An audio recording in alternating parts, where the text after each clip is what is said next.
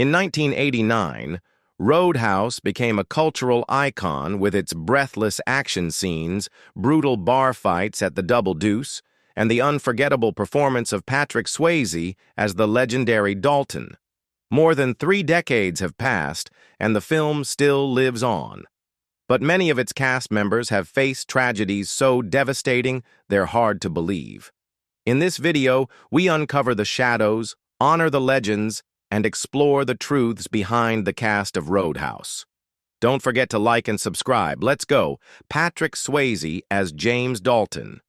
Patrick Swayze, born on August 18, 1952 in Houston, Texas, was the perfect embodiment of masculine charm and artistic soul. In 1989, when he was 37, he took on the role of James Dalton in Roadhouse, a calm, disciplined bouncer who lived by the principle, be nice until it's time to not be nice. The role didn't just cement Swayze's place in the action genre, it reinforced his stardom following the massive success of Dirty Dancing and Ghost. But behind the spotlight was a life riddled with heartbreak and silent pain. His father's early death sent Swayze into emotional turmoil and a decade-long battle with alcohol. He once admitted that what looked like a golden career was often filled with emptiness and self-loathing, which drove him to therapy, meditation, and eventually Buddhist practices to hold on to his fractured identity. The greater the fame, the deeper the void. And Swayze chose to retreat to the countryside, living quietly among horses and the woman he'd loved since he was 18. Patrick's marriage to Lisa Nemi lasted 34 years, childless. A quiet sorrow they rarely spoke of. Lisa suffered a miscarriage, and though they were soulmates, they still faced distance, wounds, and the dark periods of Patrick's drinking. Yet it was Lisa who pulled him from the edge, co-writing screenplays, acting together in One Last Dance, and later piloting the plane that rushed him to the hospital when cancer pain first struck in late 2007. In January 2008, Patrick was diagnosed with late-stage pancreatic cancer. Though doctors gave him just months to live, he plunged into his final role in the series The Beast, filming through excruciating pain, hiding IVs backstage, fighting for every breath. It wasn't just acting, it was survival. The final defiance of a man unwilling to surrender. In his final months, he still smoked 60 cigarettes a day, knowing it was wrong but clinging to it as if it were the only way to stay awake while death crept closer. On September 14, 2009, Patrick Swayze died at age 57 in his Los Angeles home with his wife by his side. He left behind not just a legendary career, but an estimated $40 million fortune earned through a lifetime of acting, songwriting, producing, and choreography. But for those who loved him, his greatest legacy wasn't wealth. It was honesty, courage, and the quiet beauty of a heart that had broken many times but never stopped loving. Sam Elliot as Wade Garrett.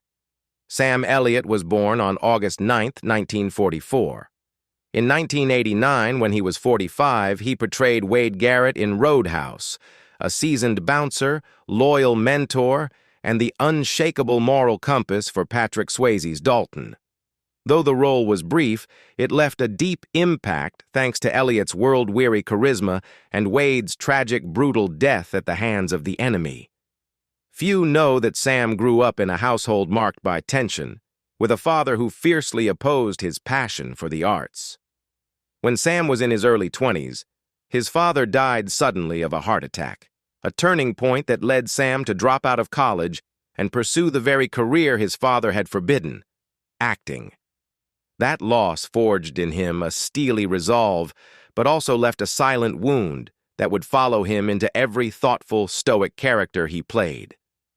Over more than 5 decades in the industry, Sam Elliot carved his way through Hollywood with authenticity. Behind his quiet demeanor lies a man of strict principles, so much so that he was rumored to have clashed with directors over refusing to conform to commercial trends. He married actress Catherine Ross in 1984, a rare example of enduring love in a flashy world, but remained deeply private. The couple retreated to a ranch in Malibu, far from the spotlight, raising their only daughter in a classic pastoral lifestyle. Though he hasn't faced major personal tragedies himself, Sam has spoken candidly about the quiet pain of losing close co-stars, especially Patrick Swayze. "Hollywood is a place where light and death always walk side by side," he said after Swayze's passing. Since then, he's made fewer public appearances, chosen his roles carefully, and spent more time with family, nature, and the horses in the fields, where he finds calm in a spinning world. By 2025, when he was 80, Sam Elliot remained an icon, silent but solid. His net worth was estimated at around $20 million, earned not from box office hits, but from unwavering dedication, tireless work, and loyalty to honorable roles. Ben Gazzara as Brad Wesley. Ben Gazzara was born on August 28, 1930, in New York. In 1989, when he was 59, he became Brad Wesley, the ruthless antagonist in Roadhouse, a crime lord who ruled Jasper through violence and fear. With a cold stare and a voice that hissed like a snake, Gazzara chilled audiences with the aura of a man who could kill without blinking. But what made the role truly haunting was how much it echoed his real life. Born into a Sicilian immigrant family who spoke only Italian, Gazzara grew up poor in Manhattan's chaos, surrounded by crime. He once admitted that without theater, he might have ended up in jail. But the stage couldn't save his heart from other wounds. A failed first marriage in his 20s, a passionate but turbulent romance with Audrey Hepburn, and an inner rage that led him to chain-smoke 4 packs a day. Gazzara lived by instinct, loving wildly and working like there was no tomorrow, a lifestyle he described as survival on the edge of collapse. Throughout a decades-long career, he turned down blockbuster roles to play dark, jagged characters, from a tormented director in Opening Night to a violent gangster in Capone. He was once trapped in Czechoslovakia during an invasion, once helped an actress escape communist control, and was the closest friend of John Cassavetes, who pushed him to emotional extremes in the killing of a Chinese bookie. But that artistic devotion tore his personal life apart. 2 failed marriages, a stroke in 2005, and a cancer diagnosis in 1999. The disease, throat cancer, eventually metastasized to his pancreas, the same illness that would claim his Roadhouse co-star Patrick Swayze. On February 3, 2012, Ben Gazzara died at Bellevue Hospital in Manhattan at the age of 81. At the time of his passing, he left behind an estimated $10 million estate. Not a huge sum by Hollywood standards, but enough to prove one thing: he had lived and worked for art. Kelly Lynch as Dr. Elizabeth Clay. Kelly Lynch, born on January 31, 1959, was the alluring and mysterious female face of Roadhouse, 1989, playing Dr. Elizabeth Clay, a strong, intelligent woman who served as both healer and lover to Dalton. When she was 30, in a testosterone-filled, fight-heavy film, Lynch wasn't overshadowed. She stood out with calm poise and eyes that spoke more than her lines. But behind that, beauty lies a life full of quiet mysteries the public rarely sees. Before fame, Kelly worked as a flight attendant and model. She moved past forgettable supporting roles with a breakthrough in Cocktail, 1988, then made a lasting impression alongside Patrick Swayze in Roadhouse. However, she turned down the role of Catherine Trammell in Basic Instinct, a decision many questioned regarding the trajectory of her career. From that point on, Kelly chose a different path, committing to indie films like Drugstore Cowboy and The Beans of Egypt, Maine, where she earned an Independent Spirit Award nomination, instead of chasing commercial fame. Despite her screen presence, Lynch's personal life remained curiously private. She married screenwriter Mitch Glazer in 1992, who was significantly older, and rumors once suggested emotional distance between them due to conflicting artistic visions. Before that, she became a single mother at 26, an overwhelming experience just as her career began to bloom. Some whispers claimed that early motherhood made her hesitant to accept overly explicit roles and occasionally clashed with Glazer, whose screenplays sometimes demanded more than she was willing to expose. Lynch lives slowly, far from Hollywood chaos. She practices yoga, follows a vegetarian diet, and has owned the iconic Oiler House in the California desert with her husband since 2014, as a retreat from the noise. But that peace doesn't mean an absence of shadow. In recent years, she has rarely appeared publicly, partly due to age, partly by choice to step away from the game she once fought so hard in. It's a kind of sacrifice, not dramatic, but quietly profound. As of 2025, when she was 66, Kelly Lynch still retains a refined beauty, though she is seldom seen. Her net worth is estimated at around $10 million, largely from years of steady work and wise investments with her prominent screenwriter husband, Terry Funk, as Morgan. Terry Funk, born on June 30th, 1944, was one of the living legends of the wrestling world, and brought to Roadhouse, 1989, one of the most intimidating henchmen ever seen on screen, Morgan. When he was 45, he left a fierce impression with his battle-worn physique, scarred body, and eyes that seemed to carry a lifetime of pain.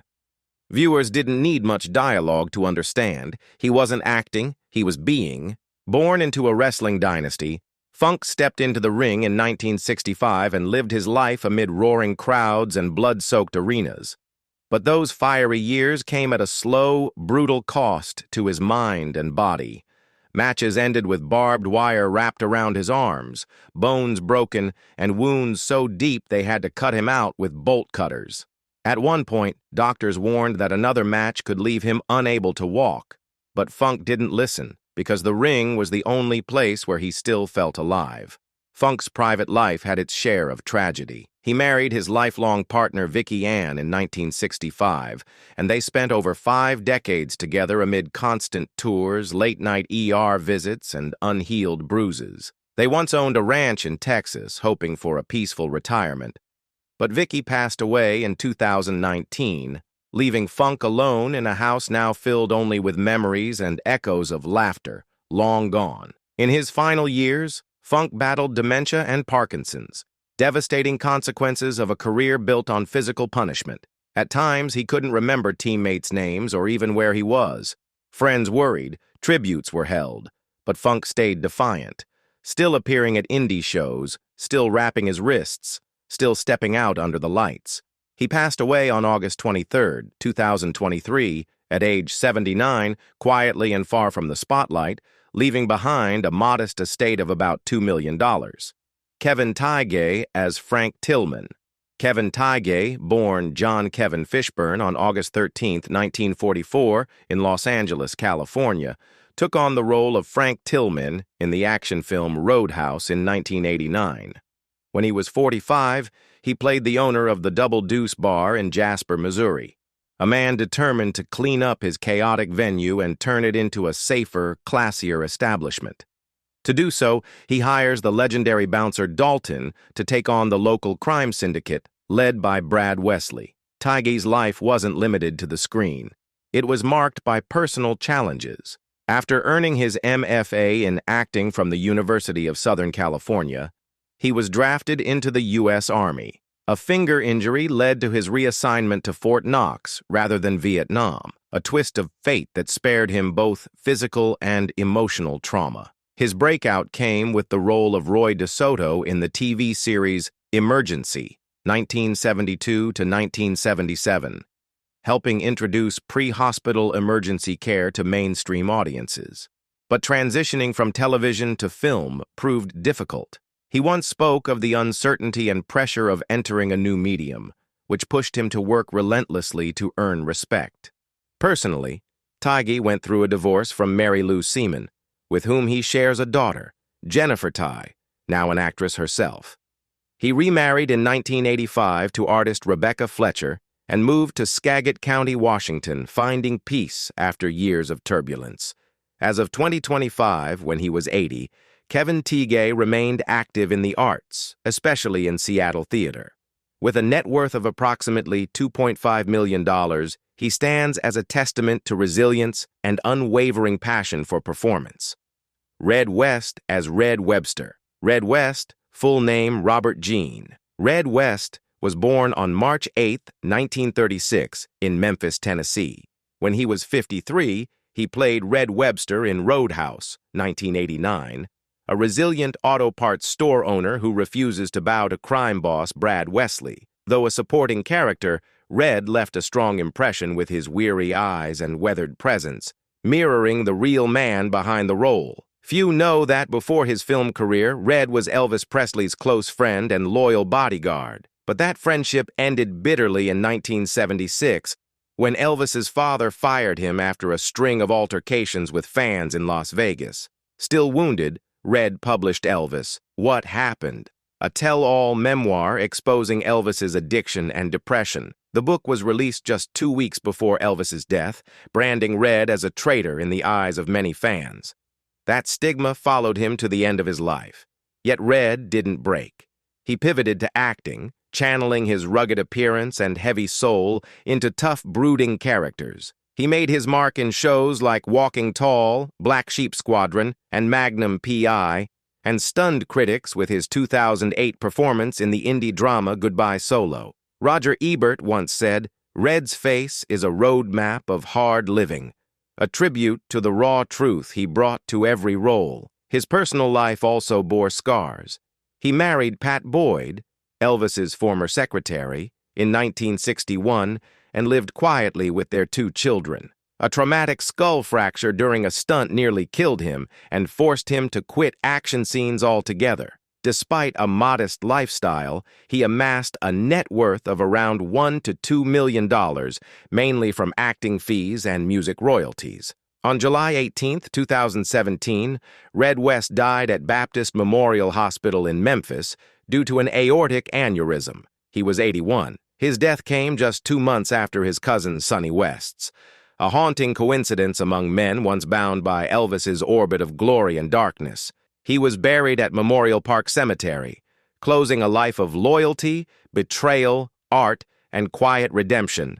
Marshall R. Teague as Jimmy. Marshall R. Teague, born on April 16, 1953, became a familiar face to American moviegoers thanks to his role as Jimmy in the action-packed film Roadhouse, 1989, when he was 36. In the movie, Jimmy is Brad Wesley's most ruthless and skilled enforcer, the man who spreads chaos across the town of Jasper. His brutal showdown with Dalton became one of the film's most violent and intense scenes, with Teague's raw martial arts skills leaving audiences stunned. But few know that to play a cold-blooded killer like Jimmy, Marshall Teague didn't need to pretend. Not because he was dangerous, but because he had truly lived in life-or-death environments. Before arriving in Hollywood, Teague was a military veteran who served in Vietnam, a NATO heavyweight kickboxing champion, and a former undercover cop in Tennessee. Years spent working amid guns and criminals gave him a deep understanding of human nature in its darkest hours, and it's why his eyes carried a chilling authenticity in front of the camera. Having narrowly escaped death more than once, Teague turned to acting with the strict discipline of a warrior. He was never a top-tier star, but directors always trusted him when they needed someone tough and believable. His villainous roles in Walker, Texas Ranger, Babylon 5, The Rock, and Armageddon weren't just performances. They were cathartic confrontations with the shadows of his past. He once said, "I've seen death enough in real life. In movies, at least I can control it." By 2025, when he was 71, he continued to make guest appearances and served as a martial arts advisor on action projects. With a net worth estimated around $1 million, it's enough for a man who once walked off a battlefield to live the rest of his life with peace and purpose. Sunshine Parker as Emmett. Lloyd Olin, Sunshine Parker, born on June 10, 1927, was a familiar face to fans of grizzled, eccentric characters in American cinema. When he played Emmett in Roadhouse, 1989, he was 62, bringing warmth and quiet strength to the screen. In the film, Emmett is a kind-hearted farmer who rents a room to Dalton and becomes his quiet ally, offering support amid the violence stirred up by Brad Wesley. His character also becomes a target, symbolizing kindness in a brutal world. Sunshine Parker was never an A-list star, but he was the soul of countless classic films, a kind of irreplaceable character actor. With his tangled white hair, thin frame, and weary eyes, he often portrayed quirky, drunken, or hard-scrabble old men, from Tremors to Love Street. But behind these roles was a man of deep privacy, free of scandal, rarely appearing in public events. After decades in the industry and dozens of memorable bit parts, Sunshine Parker passed away from pneumonia on February 17, 1999, in Burbank, California, at the age of 71. He died quietly. Yet for anyone who ever caught that melancholy glint in his eye on screen, the name Sunshine will always be a symbol of quiet, genuine feeling. Keith David as Ernie Bass. Keith David, born on June 4, 1956 in Harlem, appeared in Roadhouse, 1989, when he was just 33. He played Ernie Bass, the upright bartender at the Double Deuce after Dalton's firm reforms. Though it was a small role, his presence brought solid composure to a chaotic world of punches and violence.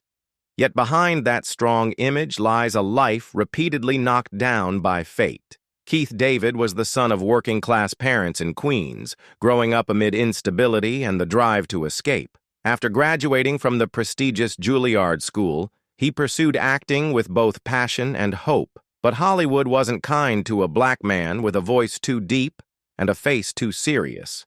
He struggled to gain traction, often accepting voice work or forgettable supporting roles to make ends meet. In the 90s, when black cinema was still constrained by stereotypes, Keith endured quietly, watching many friends fall to addiction. His personal life was also marked by heartache. He married twice, but both marriages left emotional scars. His first wife left while he was still finding his place in the industry, leaving behind a son whom he fought to raise alone. His second wife, the mother of his two daughters, once said in an interview that Keith was torn between the artist who wants to love and the man wounded since childhood. That sense of loneliness led him to voice acting. He lent his iconic voice to countless video games and animations, from Halo and Mass Effect to Rick and Morty, working with a motto of, "Until my last breath." In a 2017 Twitter Q&A, he revealed his three favorite roles, Goliath, Spawn, and Dr. Facilier, characters known for depth, darkness, and isolation. In 2025, when he was 68, Keith David continued to voice major projects and lives in Los Angeles with his family. His net worth is estimated at around $3 million, not a Hollywood fortune, but enough to live in peace after a life of constant ups and downs. Gary Hudson as Steve. Gary Hudson, born on March 26, 1956 in Newport News, Virginia, appeared in Roadhouse, 1989, when he was 33. He played Steve, a cocky, unprofessional bouncer at the Double Deuce, who gets swiftly fired by Dalton. Though a minor role, Steve stood out thanks to his smug demeanor and rough-edged face, symbolizing the chaos that reigned before Dalton's bloody reformation. But behind that standout moment was a career that remained quiet and, at times, disappointing. Gary appeared in dozens of shows like ER, Desperate Housewives, Cold Case, Three's Company, and Smallville. Despite working hard, he never quite broke into stardom. His characters were often stern dads, bitter cops, or brooding men, roles that many colleagues said felt deeply Gary. In a rare interview, he once admitted, "Sometimes I think Hollywood only remembers me when they need a guy who's sad, lost, and on the verge of losing everything." His personal life bore its own pain. A marriage that ended after 12 years left him withdrawn, speaking to co-stars only when necessary. Friends said he battled lingering depression throughout the 2000s, especially after the sudden death of his beloved brother.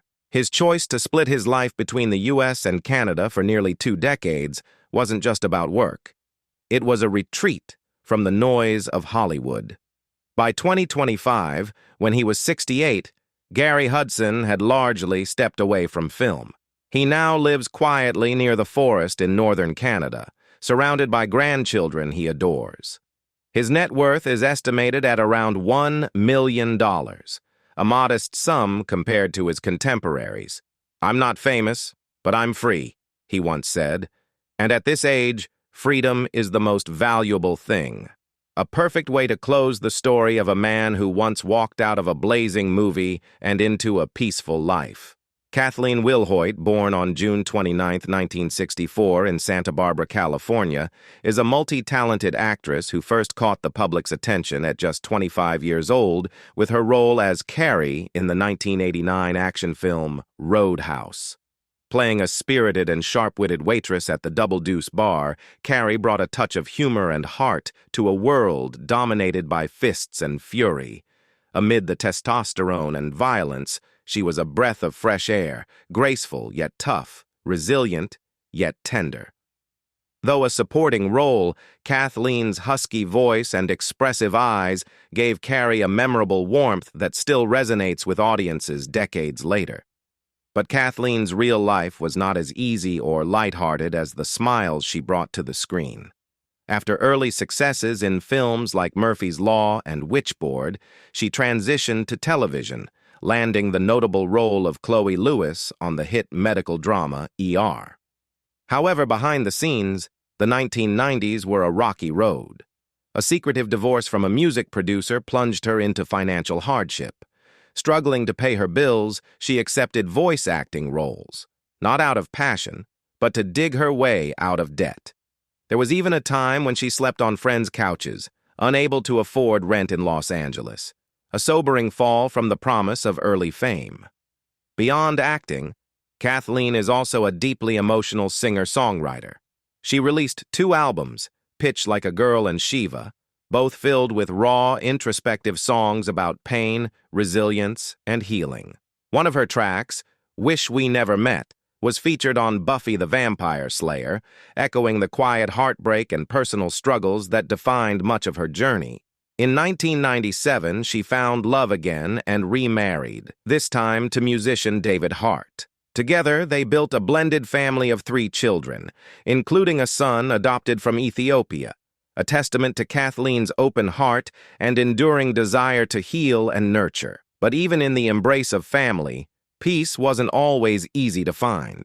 Those close to her have shared that Kathleen battled anxiety and bipolar disorder, which led her to step away from acting in the late 2000s to focus on therapy, recovery, and motherhood.